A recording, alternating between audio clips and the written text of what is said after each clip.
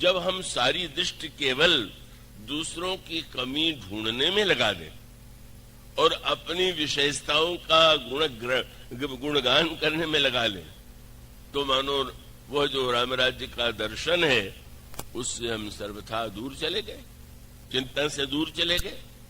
गोस्वामी जी यह बताना चाहते हैं कि अच्छे और बुरे व्यक्ति की परिभाषा करना इतना सरल नहीं, क्योंकि एक व्यक्ति है उसे हम आज देख रहे हैं, पर वो जैसा दिखाई दे रहा है उतना ही नहीं है उसके हृदय में, उसके मन में। और हम तो पुनर्जन्मवादी हैं, जन्म जन्मांतर पर विश्वास करते हैं। वो व्यक्ति आया हुआ है नए शरीर में, और पूर्व जन्मों के न जाने कितने संस्कार, न जाने कितनी कामनाएं, न जाने कितनी इच्छाएं लेकर के आया हुआ है। और आज वह जो दिखाई दे रहा है, हो सकता है कल वह वैसा न दिखाई दे। उसके भीतर जो कुछ है का वो कहां से का उसे आगे दूसरे रूप में बदल देता है। आप इस पर विचार कीजिए। हम लोग अपने जीवन पर विचार करें। हम लोग अपने आप को बड़ी सरलता से श्रेष्ठता का प्रमाण पत्र दे देते हैं, पर ये बताने के लिए गांधारी महान थी, पर कहीं कोई कमी थी कि नहीं। महारानी कैकेयी महान थी, पर उनमें कमी थी कि नहीं। और उसका उत्तर यह है कि उन दोनों के अंतराल में एक कमी थी, और वही जो कमी है उसका सूत्र यह है कि धृतराष्ट्र बड़े थे और कुंती के पति पांडु छोटे थे, लेकिन धृतराष्ट्र के पास दृष्टि नहीं थी, तो इसलिए वो उनको राजा नहीं बनाया गया कि राज्य चलाने के लिए दृष्टि चाहिए। जब वो दृष्टि नहीं है तो राज्य कैसे चला सकते हैं। पांडु राजा बने। अब वो पांडु तो बड़े ही धृतराष्ट्र के भक्त थे, आज्ञाकारी थे, पर अब उसका एक मनोवैज्ञानिक जो रूप है वो ये है कि धृतराष्ट्र के मन में यह तो आना स्वाभाविक था कि दृष्टि न होने से मैं राज्य से वंचित रह गया। और गांधारी के जीवन में भी वह बात तब सामने आई जब अचानक से यह समाचार मिला कि महारानी कुंती गर्भवती हो गई हैं और उधर महारानी गांधारी भी गर्भवती, दोनों गर्भवती हैं। और तब महान होते हुए भी जो एक होती है बात, और इससे कोई आज के युग में तो उससे क्या कह सकते हैं, कोई ऐसी बात नहीं कि जो स्वाभाविक है। उनको ये लगा कि अगर मेरे गर्भ से पुत्र का पहले जन्म हो जाए, तो हमारे पति राज्य से वंचित रहे थे, लेकिन स्वाभाविक रूप से का वो जब ज्येष्ठ पुत्र के रूप में होंगे तो सिंहासन पर बैठ जाएंगे, और मेरे पतिदेव राज्य से वंचित रहे तो मेरा पुत्र तो सिंहासन पा सकेगा। तो यह स्वाभाविक बात नहीं है। अच्छे से अच्छे व्यक्ति भी ऐसे सोचते हैं, चाहते हैं, पर कुछ विचित्र था। प्रारब्ध कहिए जो घटित होने वाला था। गांधारी को यह पता चला कि कुंती के गर्भ से पुत्र का जन्म हो गया, और तब इतना क्षोभ हुआ, इतना दुख हुआ, इतना कष्ट हुआ, लेकिन स्वाभाविक रूप से उन्होंने और किसी के स्थान पर क्रोध में आकर के अपने ही पेट पर मुक्के से प्रहार किया। उनको लगा कि क्या पुत्र होगा वो पेट में जो इतना देर लगा रहा है आने में, मेरे साथ मेरी जो इतनी इच्छा है वो इच्छा पूरी नहीं हो पाएगी। और उसका मूल तात्पर्य ये है, रामराज्य की समस्या इसलिए बड़ी जटिल है कि अच्छा से अच्छा व्यक्ति होगा तो उसमें कोई न कोई इच्छा तो होगी। यह दावा करने वाले तो बहुत से लोग हैं कि मुझे कोई इच्छा नहीं, ऐसा कहने वाले तो अनेक मिल जाते हैं, मुझमें कोई स्वार्थ नहीं। पर ऐसा व्यक्ति क्या हो सकता है, क्या होता है क्या? और उसका उत्तर है कि अपवाद के रूप में हो सकता है। व्यक्ति है तो व्यक्ति के जीवन में का वो कामना कितनी बड़ी है, कितनी छोटी है, और उस कामना की पूर्ति के लिए वो क्या कर सकता है, कहां तक जा सकता है, इसमें भिन्नता। और तब एक कामना वह है कि जहां पर व्यक्ति दूसरे के अधिकार को हड़पना चाहे, और एक कामना वह है कि जहां पर व्यक्ति सोचता है कि जो नहीं हुआ अब होना चाहिए। और उसके बाद फिर वो कथा आती है किस तरह से वो जो पुत्र हुए वो मृत जैसे थे, अनेक थे, उसकी बड़ी सांकेतिक भाषा महाभारत में आती है। और 100 पुत्रों के रूप में गांधारी ने 100 पुत्रों को जन्म दिया। कुंती के द्वारा तो पुत्र हुए, 3 पुत्र हुए, और दूसरी जो उनकी महाराज पांडु की पत्नी थी उनके द्वारा 2 पुत्र, यहां 5 और वहां 7। अंत में दुर्योधन के मन में जो बात थी वही थी जो गांधारी के हृदय में थी, और गांधारी के हृदय में थी। और वो भले ही, जैसा मैंने कहा कि अब गांधारी की विशेषता ये नहीं है कि वो हल्केपन पर उतर करके सोचें कि कुंती के पुत्रों का को मरवा दें या उनकी मृत्यु हो जाए। वो कुछ नहीं उन्होंने किया, अपने ऊपर ही प्रहार किया। लेकिन गर्भ में रहने वाला पुत्र उससे बहुत आगे बढ़ गया। वो जिस कामना को पाल रही थी का वह दुर्योधन में अतिशय प्रबल हो जाती है, और तब वो सारा संघर्ष जो है एक परिवार का संघर्ष बन गया, जहां पर कौन राज्य का उत्तराधिकारी है, किसे होना चाहिए, और इस तरह से महाभारत के युद्ध का बीज बना। और दुर्योधन ने उसके लिए सारे अनुचित से अनुचित मार्गों का अवलंबन लिया। महारानी गांधारी ने बार बार उसको रोका क्योंकि उनका चरित्र विचारपूर्ण है। लेकिन इतना होते हुए भी उनकी दुर्बलता का एक रूप और सामने आया जब वो युद्ध समाप्त होने वाला था। और एक वह था जो कि उनके गर्भ में मन में था। और यहां क्या है, महारानी कैकेयी के द्वारा जो अभिलाषा है वही उनके पिता के मन से आई हुई है। पिता कैकेयी ने वचन लिया है कि मेरे पुत्र को ही राज्य मिलना चाहिए। मानो मूल चिंतन तो बहुत स्वाभाविक है। आप में से, हम में से प्रत्येक व्यक्ति चाहता है मेरा पुत्र उन्नति करे, मेरा परिवार उन्नति करे, आगे बढ़े। तो यह चिंतन तो बड़ा स्वाभाविक है। कैकेयी को के गर्भ से जो पुत्र हो वह सिंहासन पर बैठे, यह वचन लिया महाराज कैकेयी ने।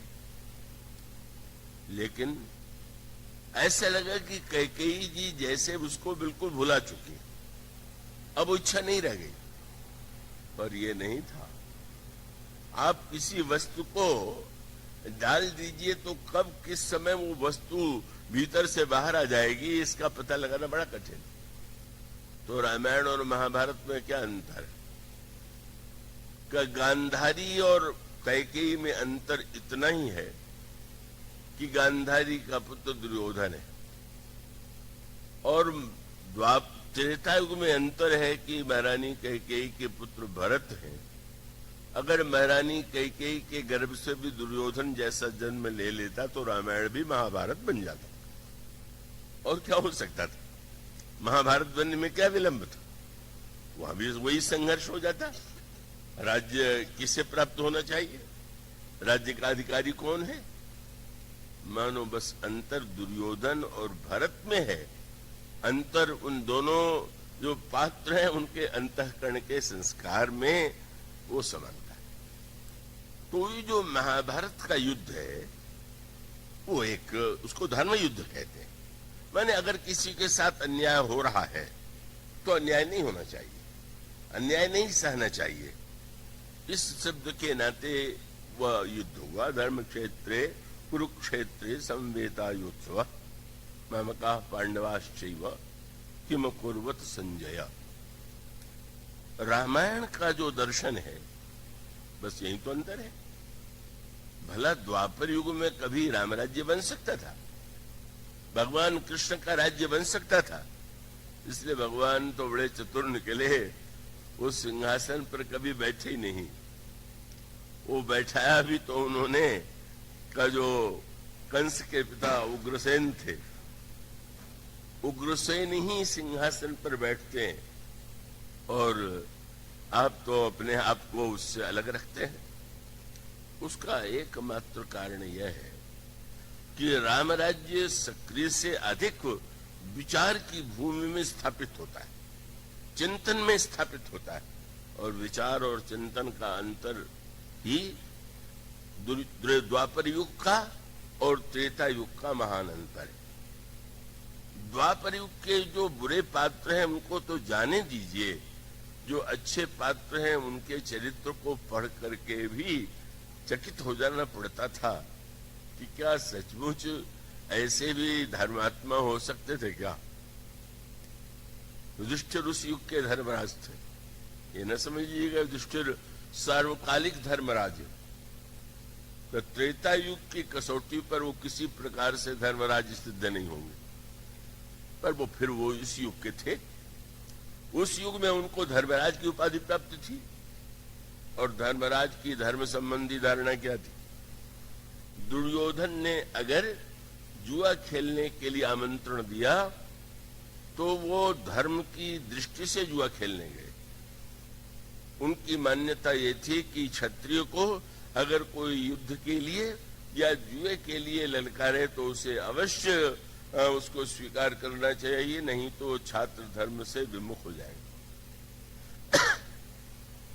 इस प्रकार से धर्म की कोई व्याख्या त्रेता युग में बिल्कुल नहीं थी। कोई युद्ध के लिए कहे और लड़ना जरूरी है, कोई जुए के लिए निमंत्रण दे तो जुआ खेलना जरूरी है। जो धर्म इस तरह से जिस युग की व्याख्या हो, उस युग में क्या राम राज्य बनेगा?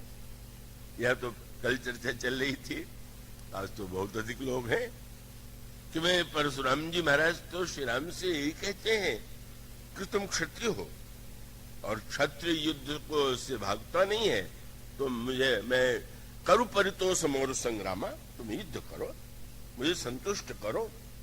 भगवान राम अगर धर्म का वह अर्थ मानते होते कि चुनौती देने पर लड़ना जरूरी है तो खड़े हो जाते, हम आप भी खड़े हो जाते हैं। कोई ललकारे तो कहेंगे अच्छा हम देख लो तुम क्या कर लोगे। परशुराम जी की अपेक्षा श्री राम बहुत अधिक शक्ति संपन्न है, समर्थ है, और परशुराम जी कहते हैं कि तुम युद्ध की चुनौती स्वीकार करो। और वह क्षत्रिय भगवान राम, उनके जिनका क्षत्रिय जात में जन्म हुआ था, उनका उत्तर क्या था? उन्होंने यही तो कहा कि महाराज युद्ध के बाद भी तो एक व्यक्ति जीतता अथवा हारता है, तो बस मैं अभी आपसे कहता हूं कि सब प्रकार हम तुम संहारे, क्षमो विप्र अपराध हमारे, हम आपसे हार स्वीकार करते। अब धर्मात्मा श्री राम है कि धर्मात्मा युधिष्ठिर है? और युधिष्ठिर के बाद जाने लीजिए पितामह भीष्म इतने बड़े धर्मात्मा के रूप में प्रसिद्ध थे, लेकिन उनकी धर्म संबंधी जो धारणाएं थीं, कितना विचार की कसौटी पर ऐसा लगने लगता है कि अरे ये क्या धर्म का चिंतन हुआ, क्या ये व्याख्या हुई? इसका अर्थ है कि द्वापर युग का प्रत्येक व्यक्ति धर्म की अपनी धारणा, अपनी मान्यता और उसी को सत्य मान करके लड़ करके प्राण दे देता है। यही उसकी वीरता का सबसे बड़ा प्रमाण है। जिसको उसने धर्म माना का उसने कहा हम उसके लिए लड़के प्राण दे देंगे, सब कुछ छोड़ देंगे। और आप कल्पना कीजिए जुआ में जो व्यक्ति राज्य नहीं भाई को और भाई नहीं पत्नी को भी हार सकता है, ये तो दोष है। ये है कि भीष्म ने या द्रोण ने क्यों नहीं रोका, पर युधिष्ठिर क्यों नहीं बोलते, क्यों नहीं अर्जुन बोलते हैं? उनको भी तो कहना चाहिए कि तुम नग्न करने की चेष्टा करके अन्याय कर रहे हो, क्योंकि सब धर्म के विषय में उलझे हुए। भ्रांत हैं। द्रौपदी यदि प्रश्न करती हैं कि जब महाराज स्वयं अपने को हार चुके थे तो मुझे हारने का उन्हें अधिकार कहाँ था, ये धर्म है कि अधर्म है, और महान धर्मात्मा विश्वजू बैठे हुए। इसका अर्थ यह है कि सच बात तो यह है कि अधिकांश व्यक्ति इस शब्द का प्रयोग करते हुए जानते भी नहीं है कि वस्तुतः धर्म का तात्पर्य क्या है, धर्म का अर्थ क्या है, धर्म का उद्देश्य क्या है। इतने महानतम पात्र इस प्रकार के कार्य में उलझे हुए, और ये पढ़ करके तो मुझे बड़ी सोच के हंसी भी आती है। युद्ध प्रारंभ हो गया। उस समय युद्ध का एक धर्म ये सुन लीजिए कि किसकी ओर से आप लड़ेंगे। बोले जो आपको पहले निमंत्रण देने पहुंच जाए। ये विचित्र धर्म हुआ। ये क्या हुआ? भाई कोई भी आप निर्णय करें कि हम न्याय के पक्ष से लड़ेंगे तो समझ में आता है, पर आपके पास अगर न्याय पहले आ जाए तो आपका धर्म कहे कि अभी पहले आ गए तो उनकी ओर से लड़ेंगे। ऐसी व्याख्या थी द्वापर युग के धर्म की, और उस धर्म की व्याख्या का सबसे विचित्र दृष्टांत था महाराज नकुल सहदेव के मामा महाराज शल्य का। शल्य को निमंत्रण मिला युधिष्ठिर की ओर से पहले, तो उन्होंने निर्णय किया कि वो तो हमारे भांजे भी हैं और निमंत्रण भी पहले तो हम चलेंगे। सेना लेकर के चले, और सेना लेकर के चलने के बाद अब लंबी यात्रा थी तो मार्ग में देखा ठहरने का बड़ा सुंदर प्रबंध है, सुख सुविधा है। जो सेवक सामने निकल करके आए, आइए विश्राम कीजिए, रात्रि के बाद सवेरे जाइएगा। रात्रि को ठहरे, सुस्वादु व्यंजन भोजन किया, सोए, और प्रातः काल चलते समय वो रात को भी सोचने लगे कि मेरे भांजे युधिष्ठिर को कितना मेरा ध्यान है कि रास्ते में भी मेरे लिए प्रबंध कर दिया। अब बेचारे युधिष्ठिर उतने प्रबंध की स्थिति में तो थे नहीं। तब सेवकों से जब उन्होंने ये कहा कि मेरे भांजे युधिष्ठिर को मैं भी धन्यवाद दूंगा और तुम लोग भी कहना कि मैं बड़ा ऋणी हूं कि उन्होंने मेरे सुख सुविधा का इतना ध्यान रखा। और तब उन सेवकों ने कहा कि महाराज प्रबंध तो आपके भांजे की ओर से किया गया है, पर वो दुर्योधन महाराज हैं, युधिष्ठिर ने। अब महाराज शल्य की धर्म की व्याख्या सुन लीजिए। उनको लगा कि शास्त्र कहता है कि जिसका धान्य खा ले उसकी ओर से लड़े। अब मैंने दुर्योधन का अन्न खा लिया है तो दुर्योधन की ओर से लड़ना मेरा धर्म है। पढ़ करके आज भी आश्चर्य होता है कि ऐसा भी कोई चिंतन हो सकता है क्या? अगर निमंत्रण आया उनकी ओर से तो उनकी ओर से लड़ेंगे, भोजन कर लिया दुर्योधन का तो दुर्योधन की ओर से लड़ेंगे। और उनको दृढ़ विश्वास था कि धर्म ही सबसे बड़ी वस्तु है। युधिष्ठिर कितने भी प्रिय क्यों न हो, पर मैं धर्म का त्याग नहीं कर सकता। पर वो युधिष्ठिर से मिलने गए और यही कहा कि तुम तो बड़े धर्मात्मा हो, मेरे सामने धर्म संकट है, इसलिए मैं तो बाध्य होकर के दुर्योधन की ओर से लड़ूंगा। मैं कभी कभी जब पहली बार मैंने प्रसंग पढ़ा तो इस सोच करके मुझे थोड़ी हंसी भी आई, थोड़ा बुरा भी लगा। मुझे लगा कि अच्छा हुआ रामायण काल में धर्म ऐसी व्याख्या वाला नहीं था, नहीं तो रावण के बाग का फल खाने के बाद हनुमान जी को भी रावण की ओर से लड़ना पड़ता। यार भाई ठीक है मैं आया था, लेकिन रावण के बाग का फल खा लिया तो अब तो रावण की ओर से लड़ेंगे।